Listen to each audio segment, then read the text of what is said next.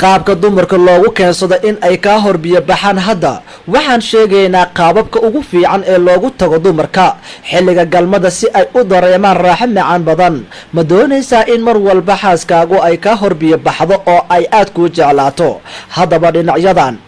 hoos ku xusan kamar qaabka koobaad ee ugu muhiimsan ee galmada ee dumarka gariirka ka qaadaan waa midda bahalka uu xoog u garaaco qanjirka kantirka hoostiisa ku yaalo xaaskaaga gadaal ayaad kaga imaanaysaa adiga oo farjiga ugu galmoonaya iyadoo jiifta adiguna jilbaha ayaad ku istaagaysaa lugaheeda kor ayaad u taagaysaa markaad dhinacan ka marayso ha iloobin inaad hoosta barkin ka geliso markaad dhinac ka marto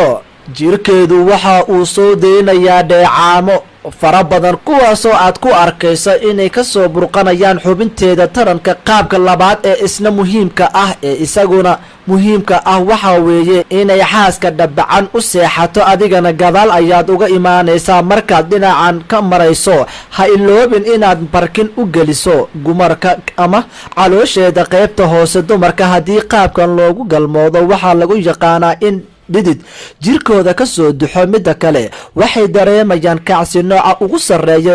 riinkoodana meel fog ayaa laga maqlaa qaabka saddexaad ee aan halkan idinkugu soo bandhigayno waxaa weeye in ninka uu fadhiisto oo iyaduna waa ay ka kor maraysaa hawshan waad isla wadaysaan ku ciyaar oo tataabo naasaheeda waxay ugu fiican marka leedahay futo weyn iyo naaso waaweyn dhib dheer leh iyo barideeda si dareenkeedu uu usii xoogaysto markaad halkaas marayso waxaad arkaysaa iyadoo macaan dartii la oynaysa si xoog badanna way u biyo baxaysaa waa qaab sahlan oo nin walba samayn karo